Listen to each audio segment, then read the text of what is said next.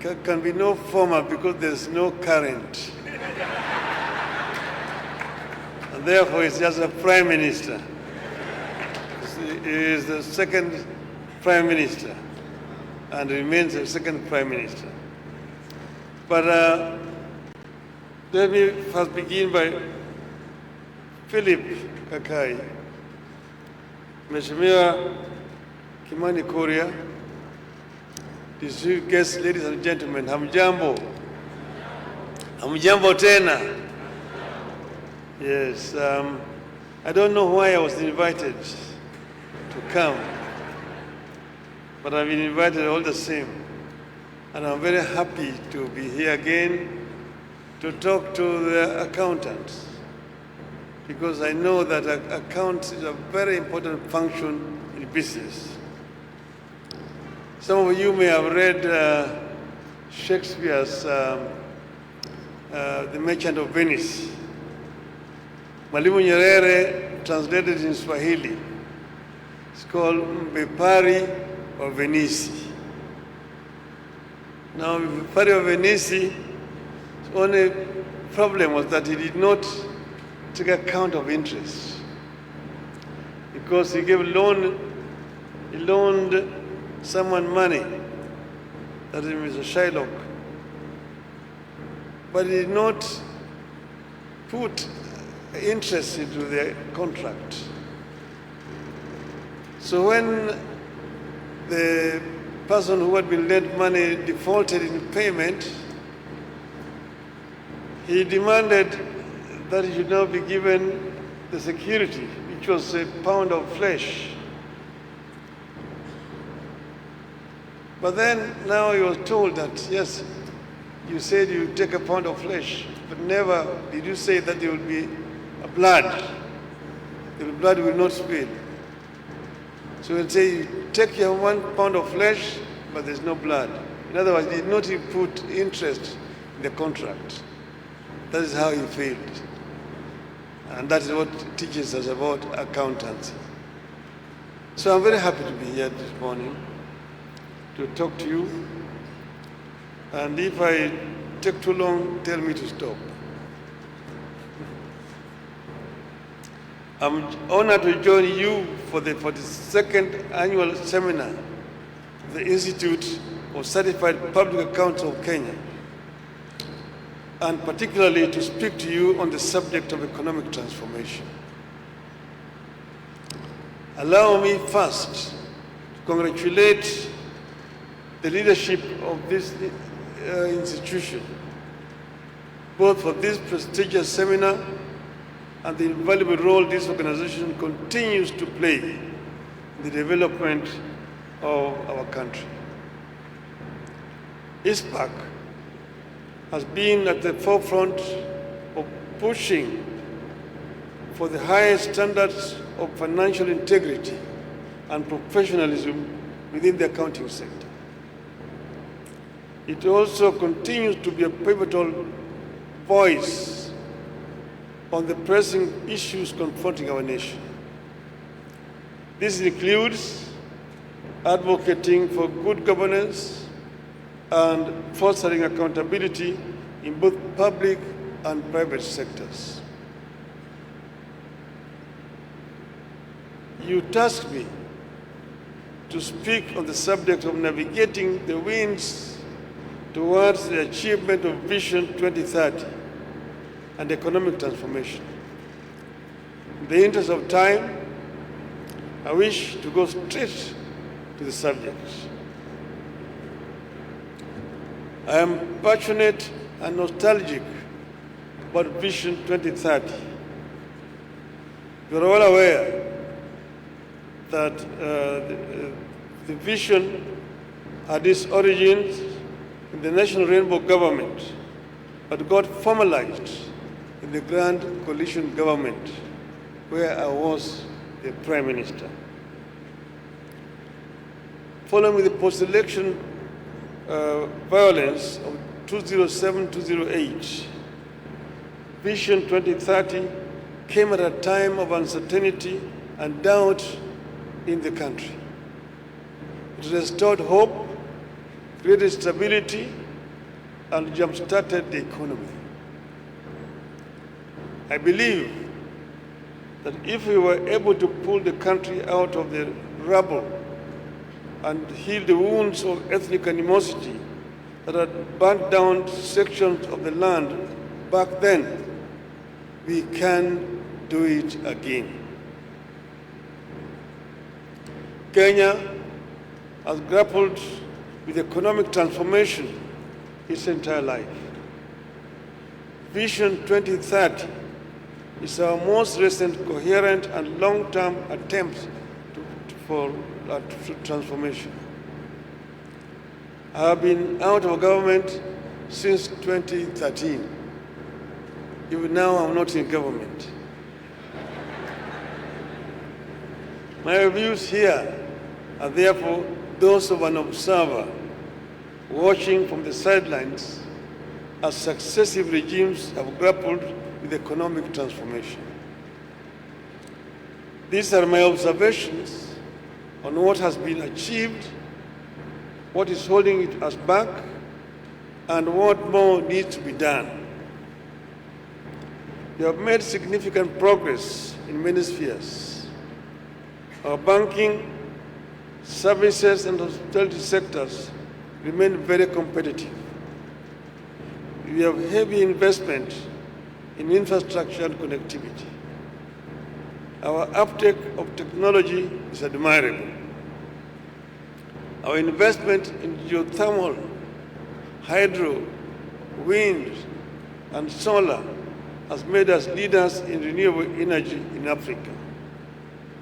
But that is like a blind man among the deaf, among the blind. Despite the progress, Kenya still faces many existential challenges. These include massive unemployment, rising cost of living, inflation, debt, income inequality, climate change, and ethnic-charged toxic politics, among others. How we deal with these issues today will determine our future growth and stability or otherwise. The instability and prospects and protests we witnessed last year indicate that we do not have the luxury of time to create a country and an economy that works for everyone. Kenya must put intentional and adequate emphasis on growth, growing the size of the cake. Today, every Kenyan is fighting for a bigger slice and an increasingly very small cake. We have been obsessed with splitting the cake we inherited and not with baking a bigger cake and creating new opportunities. This mindset has put us in a situation where one person's gain is another person's loss. A sure recipe for endless bickering and instability. A complete mindset shift is long overdue. Growing the size of the cake takes deliberate hard work, not half measures and business as usual. I was the Minister of Roads when we made the decision to turn Thika Road into a superhighway and build the bypasses around our major towns. At that time, I became a very unpopular person when I came up with trying to decongest the traffic in the center of Nairobi. Oh, Raila is jealous of our progress. He wants to make us as poor as his own people. That's why he's doing that. We demolished structures which were on the road reserves, and Thika Highway was constructed.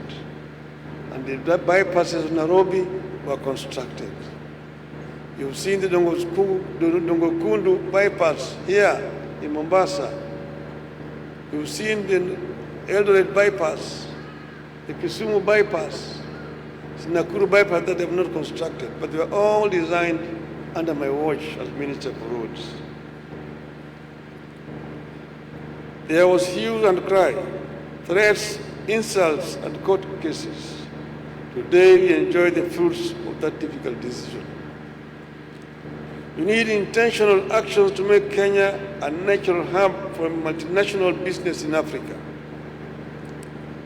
This is what Singapore did. It is what China did. It is a tested way for growing an economy and creating jobs. To this end, state-of-the-art infrastructure is a must. Excellent roads, air, rail, and sea linkages. With the growth mindset, we will appreciate that we have to upgrade all our airports and highways, or build new ones. We have outgrown the Jomo Kenyatta International Airport. It may have been a state-of-the-art facility when it opened in the 1970s. It no longer is. Nairobi-Mombasa Highway can no longer competitively serve this country. And we have many other institutions that were state-of-the-art decades back, but require to be upgraded. We need a deliberate, export-led industrialization policy. We can't transform our economy by importing everything, including needles and toothpastes. You don't have to venture straight into the big and the complex. Singapore began its industrialization journey with factories producing items like matches, fish hooks, and mosquito coils to satisfy the most basic needs. This is what gave way to the strong clusters in higher value added electronics, petrochemicals, components, and precision engineering by the late 70s and early 80s. The ongoing efforts by the government to develop industrial parks and special economic zones should therefore be encouraged and upscaled. We should then go all out to attract global multinational corporations to these parks as vehicles for industrial growth. To grow the size of the cake, we have to adopt a low and transparent tax regime and back it with a clean, lean, and efficient bureaucracy, a strong regulatory and legal framework, and a clean and green growth trajectory.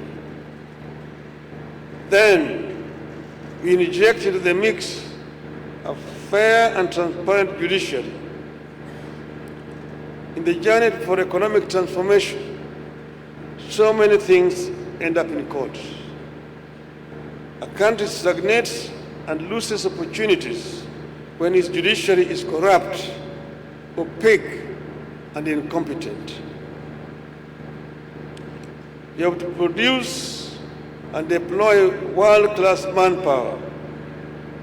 This is sometimes require that we integrate foreign and homegrown talent and being intentional in the sharing of skills and best practices. Once you have the human capital, you must pursue a rigorous application of meritocracy in its deployment. Meritocracy simply requires that we let the best person do the job if we want the results. Economic transformation therefore dictates that we embrace a zero tolerance for nepotism, complacency, corruption, and tribalism in all sectors of our economy. Education is critical to sustainable economic transformation. We therefore have to invest in uncompromising standards for a universally accessible, top-class public education system, the attention on provision of technical skills relevant to industrialization. Kenyans should never have to turn to heavily commercial private schools to access quality education. And this is what China did. China spent time trying to impart knowledge on its youth. And so that by the time they liberalized the economy, China became a very attractive investment destination because they had a huge population of young people who are skilled and cheap. So the manufacturing facilities in the West saw a big opportunity in China. That's why they all migrated to China. If you take automobile industry, for example, you take Mercedes, BMW, VW, Volvo, Ford, Nissan, Toyota, Hyundai, they're all in China. You are telling me in Germany that, look, it is cheaper to manufacture Mercedes-Benz in China and ship it back to Germany than the one manufactured in Stuttgart. See, that is how China managed. And within 30 years, China developed the biggest middle class in the world, 500 million people from poverty to middle class. That's what it is. But China is no longer the cheapest destination because people have become more affluent. There's a gap underneath there which is opening, which countries like Kenya and so on can fill, that the gap that Africa must move to fill. And we must never imagine that we can grow an economy in the middle of chaos and violence. Many nations are stagnated despite massive deposits of oil, gold, and other precious minerals, vast fertile virgin land because of social disintegration. Many nations of their professionals like you scattered in all corners of the world because of social cohesion fails. You must invest in building social cohesion out of the ethnic, racial, religious, political, and all other diversities that exist in our country. Many times, we think that economic transformation is just about sound policies. It takes much more than economic policies to transform an economy. Any policy can be reversed. Incentives for growth can be cancelled unilaterally. We need to invest in building institutions that can stand for the country and safeguard its broad vision no matter the regime. Reversal and abrupt discontinuation of policies thrive on the absence of rule of law, chaotic and amorphous governance structures, and prevalence of corruption. The fight against corruption must be our national constant. Growth can sometimes lead to income inequality. We must therefore constantly attempt to widen the social security safety net. This can partially address signs of unrest in a population struggling with the highest cost of living and lack of jobs. The government will have to strike a fine balance between being fiscally prudent and expanding welfare schemes.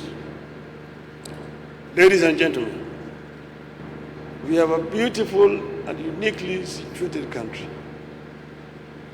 If we position Kenya as the continent's leading financial and diplomatic center,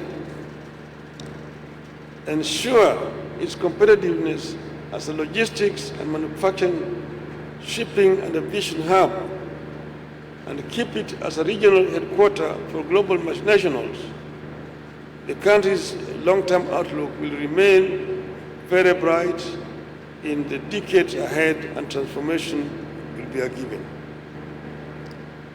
I want to give you an example. I was a minister for roads and public works. Before that, I was minister for energy. Then I became the Prime Minister, supervising and coordinating all activities of the government.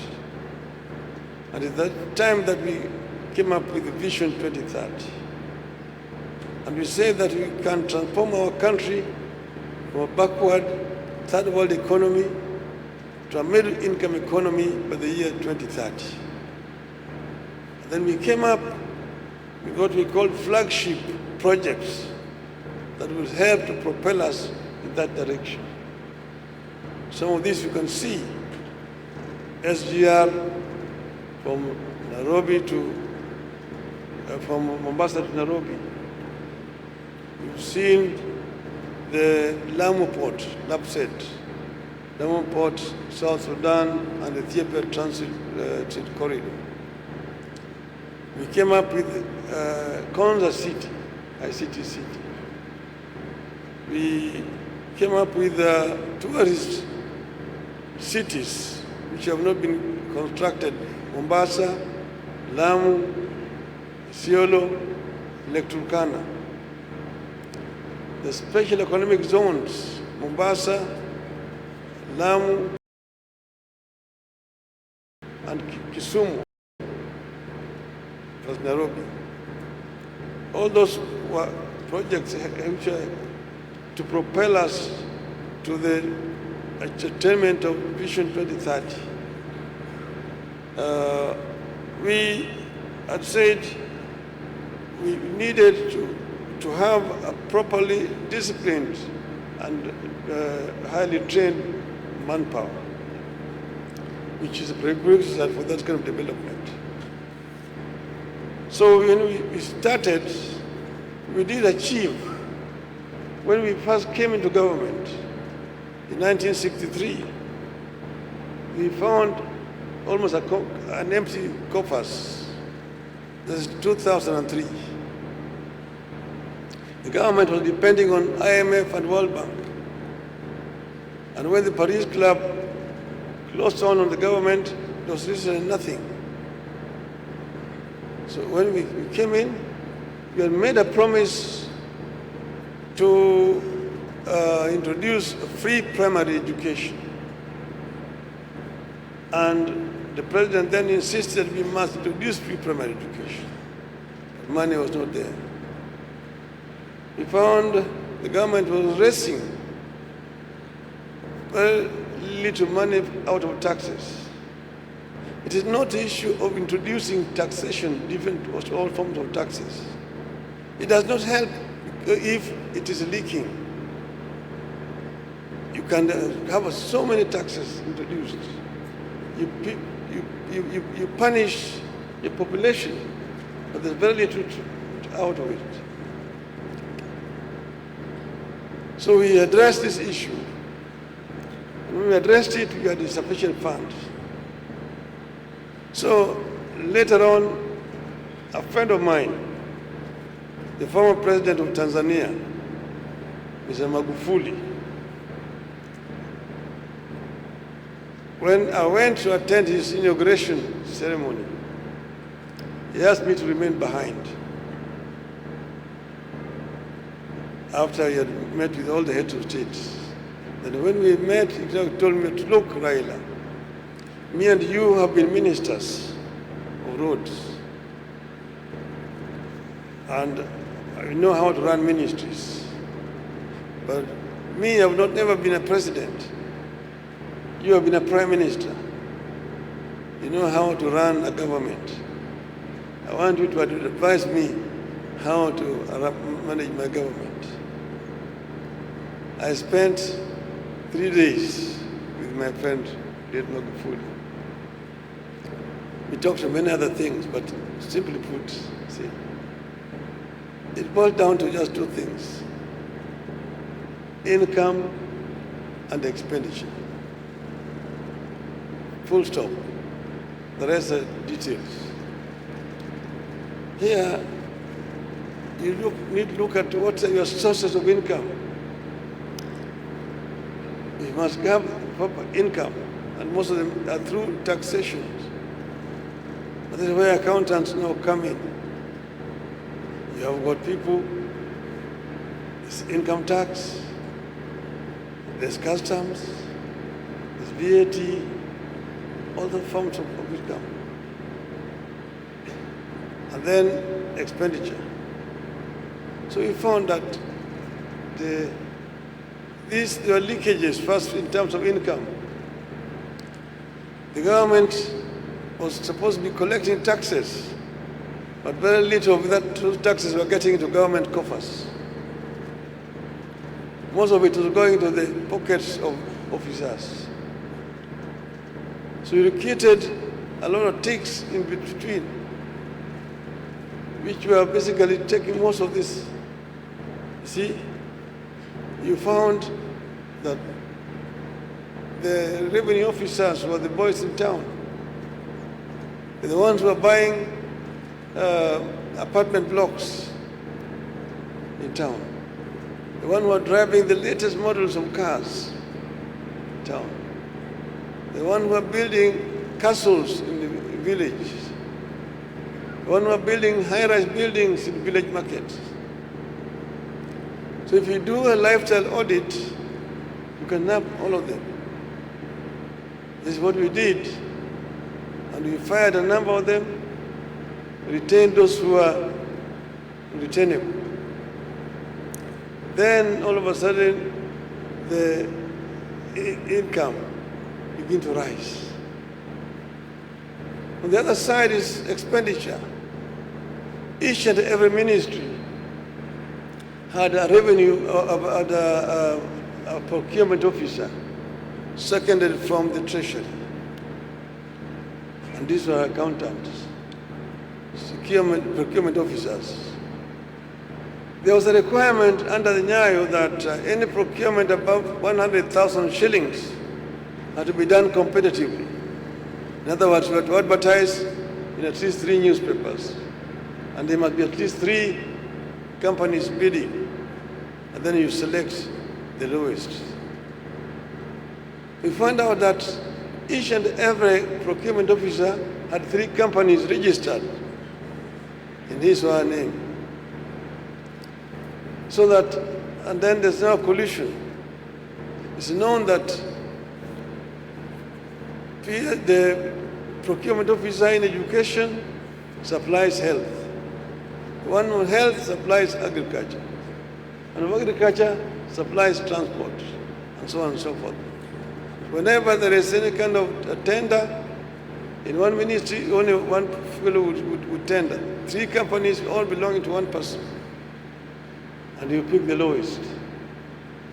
An item that is supposed to cost 100,000 shillings is bought at 1 million shillings. Then this is now shared among them. So government was procuring very expensively. There was no value for money. First, revenue is not coming, very little is coming, unless that comes, it's also wasted on this other side. When we plugged both these sides, the revenue side, the revenue went up. And then procurement side we also dealt with. Then the cost of procurement also went down, and there was also quality. When I was Minister for Roads and Public Works, I found when tarmacking of a standard 1 kilometer road, 5.5 meters in width, was an average of 55 million shillings per kilometer. 55 million shillings per kilometer. I sat down with my engineers because at that time the cost of constructing a road per kilometer in Uganda was cheaper than in Kenya. I asked, why should a construction be cheaper in Uganda, as Uganda is getting raw materials from Kenya? Bitumen and all these things are coming from Kenya to Uganda. It doesn't make sense. So we sat down and came out, there's a quantity surveyor, there's a civil engineer, we had an architect, with all these officers. And I told him, convince me as an engineer why this should happen. And we went to the quantities. We managed to reduce the cost from 55 million shillings per kilometer to 25 per kilometer. And we introduced a new gauge, 6 meters instead of 5.5.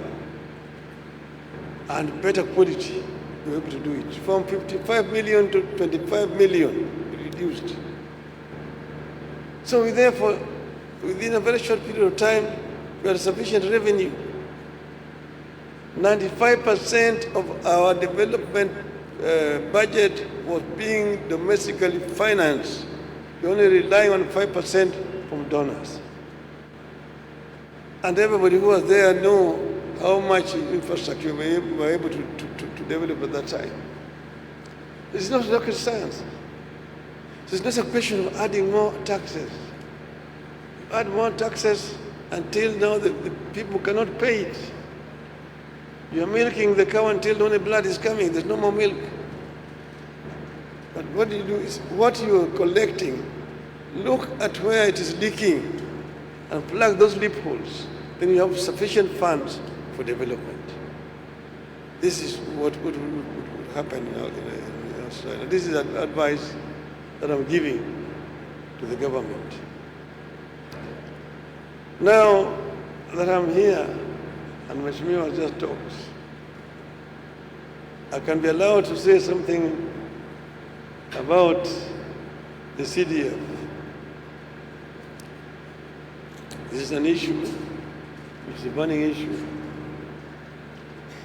We created devolution, a devolved structure of government, because we found that a unitary system of government was very inefficient. And there was also regional imbalances in development. That's why we created devolution. But so many people did not want to hear about devolution. And we said, you create devolution, you will bring units down. There's a national government and a county government. These county governments are supposed to do certain things which are provided for in the Constitution. But before that, before the devolution, we had introduced CDF because the national government was distributing resources in a very discriminatory manner. That's why we introduced CDF. But CDF ideally should now, in the devolved system, there's no need for a CDF. CDF should be the responsibility of the county government. Members of parliament are supposed to do three things: representation, legislation, and oversight. They should oversight the national government. How do we oversight the national government when you yourself are also implementing projects?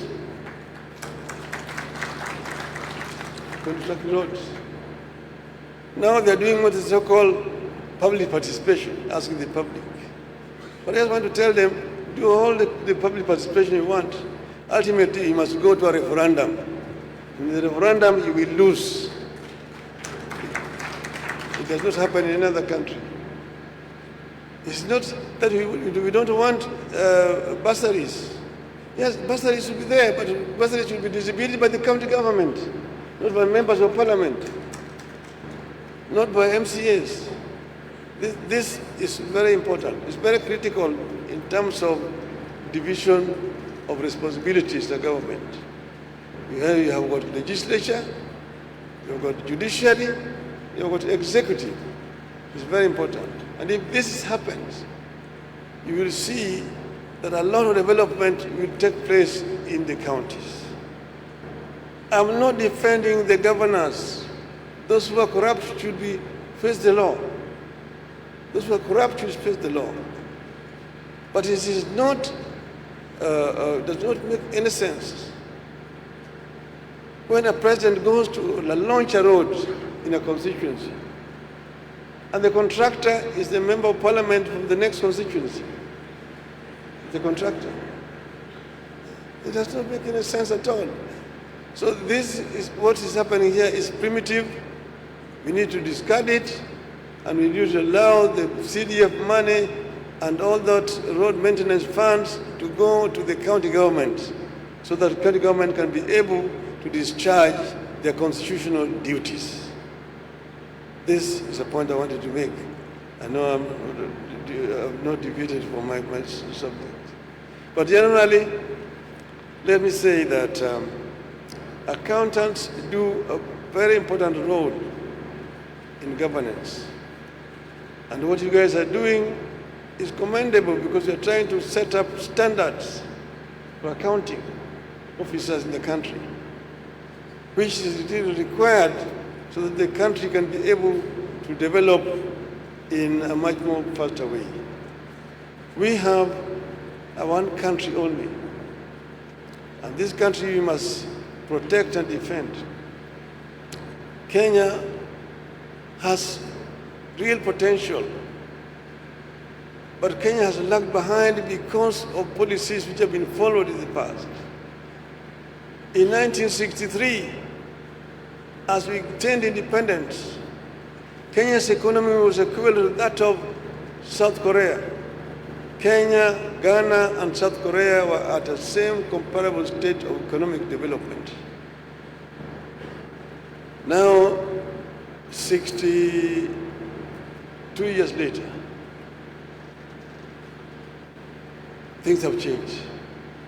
In 1963, the levels of industrialization, the GDP, the per capita income, the levels of literacy, the levels of health service provision and so on were comparable, Kenya and South Korea.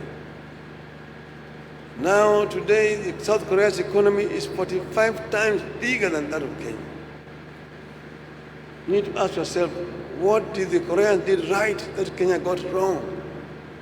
If you answer that question, then you are on the way to answering the Kenyans' problem. And I'm sure the answer is known. What we need to do, we just have to wake up and start doing it. Thank you very much, ladies and gentlemen.